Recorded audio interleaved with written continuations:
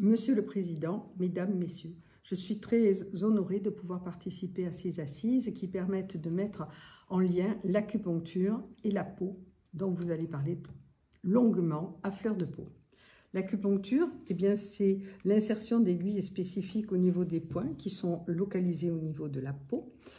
On parle souvent de médecine traditionnelle chinoise. Moi, je préfère parler de concept de médecine traditionnelle chinoise, car il va utiliser non seulement les notions déjà connues des Chinois, mais aussi l'inspection, la palpation, et tout cela va être très en lien avec la peau. La peau est un élément fondamental de limite entre l'extérieur, l'environnement, et avec l'intérieur de notre corps, c'est-à-dire les organes. Ceci est bien connu aussi bien en Occident qu'en Orient. L'historique de l'acupuncture en Orient, à l'époque Chu, au XVIIIe siècle avant Jésus-Christ, il y avait déjà une distinction entre les médecins acupuncteurs et la pharmacopée chinoise. Ce sont bien évidemment des textes très anciens. Il faut attendre autour de la naissance du Christ, 221 ans avant et 580 après, donc une large époque, où sont apparus les premiers textes qui existent toujours, c'est le Nanking et le Nankin, qui nous permettent d'étudier cette médecine traditionnelle chinoise.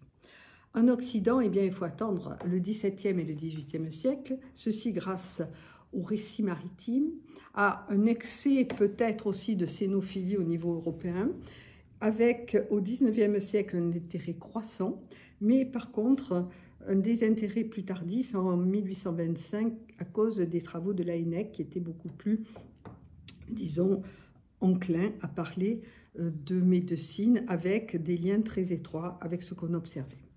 XXe siècle, Soulet de Morand, qui était en Chine, revient avec tous les écrits sur l'acupuncture chinoise.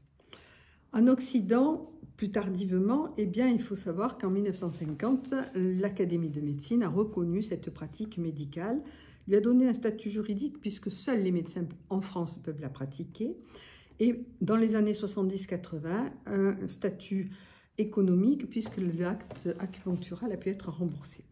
En 89, l'enseignement universitaire a été proposé et accepté, principalement en première intention grâce à notre UFR de médecine de Montpellier-Nîmes.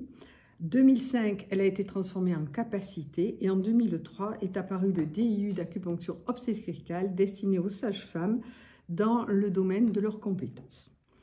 Nous allons parler des concepts de médecine traditionnelle chinoise qui parfois peuvent nous apparaître un peu éloignés.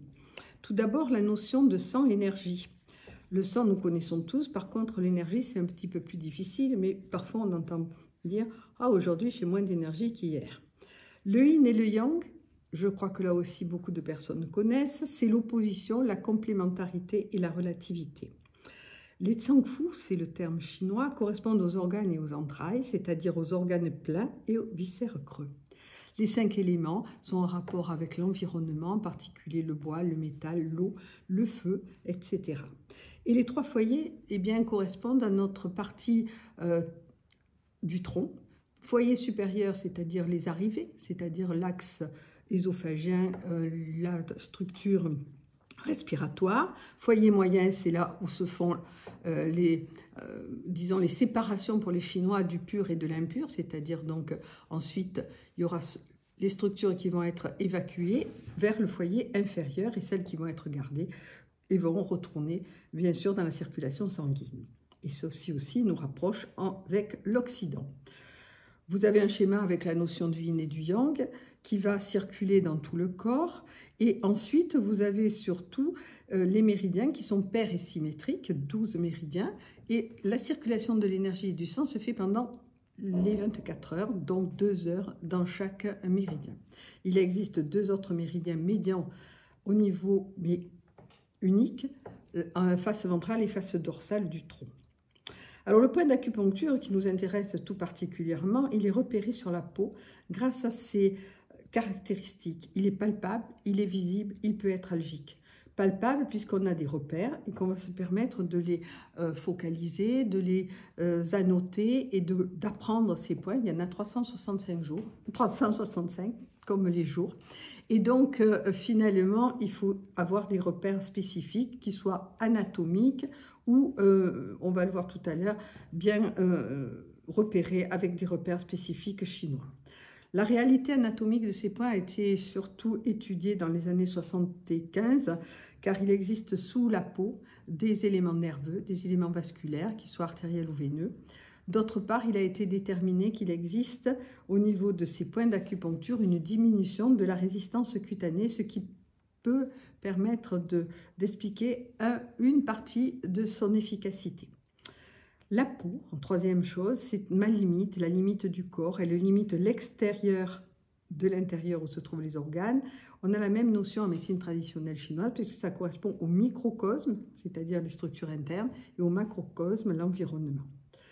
La peau, je l'ai déjà spécifié, comprend des récepteurs et c'est grâce à ça qu'elle nous met en relation avec l'extérieur. Et c'est grâce à ça que nous allons pouvoir avoir des actions par l'acupuncture que nous allons voir au fur et à mesure. Les diagnostics en médecine traditionnelle chinoise vont être basés principalement, bien sûr, sur le diagnostic occidental. Il ne faut pas envisager une prise en charge thérapeutique exclusive ou alternative sans connaître le diagnostic d'un patient. L'examen clinique va regarder l'inspection, la palpation, la prise des pouls et l'examen de la langue, deux choses un petit peu distinctes de notre problématique occidentale. Les pouls, de nombreux pouls ont été localisés à droite à gauche et ces pouls correspondent à ce qu'on appelle les organes, les entrailles en lien avec les méridiens. L'examen de la langue également va être un élément important dans le concept de médecine traditionnelle chinoise. Une fois ce diagnostic établi, les points précisés, eh bien, envisagés, on va avoir des repères qui sont donnés par les textes chinois. Ici, vous les voyez. Ici, on a l'estomac. Ici, une visualisation plus récente avec l'ensemble des méridiens que nous voyons schématiser, les points qui sont présents sur la peau. Une fois tout ça appris, une fois le diagnostic fait, on va faire la mise en place des aiguilles d'acupuncture. Elles seront laissées pendant la séance. Elles sont de taille variable et en fonction de l'endroit où l'on va les insérer. Ensuite, il n'y a pas que les aiguilles d'acupuncture, puisque les aiguilles d'acupuncture peuvent être remplacées par des moxas qui vont chauffer des points si par hasard il y a une atteinte par le froid.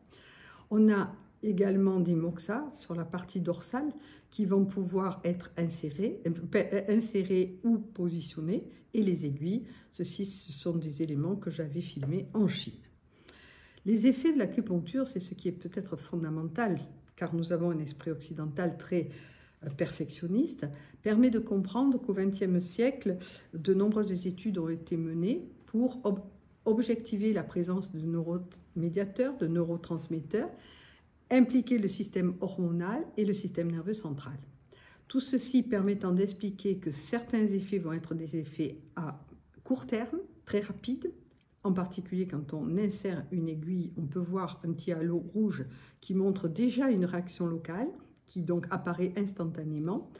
Ensuite, en lien avec ce qu'on appelle un réflexe d'Axone. Et ensuite, on va se retrouver avec des effets plus tardifs qui vont être en lien avec la stimulation des fibres nerveuses vers le centre nerveux. Et ensuite, on aura des effets encore plus tardifs parce qu'à partir de ce nerf qui est ici au contact de la peau, l'aiguille étant insérée là, nous allons avoir une information vers le segment à ce niveau-là. Et ensuite, on pourra avoir des actions sur les muscles, sur les articulations ou sur les viscères qui sont innervés par le même segment spinal, par le système nerveux cérébrospinal ou par le système nerveux autonome. Et à partir de là, on va pouvoir avoir des effets bien adaptés et donc les effets vont être beaucoup plus tardifs. Je vous remercie infiniment de votre attention.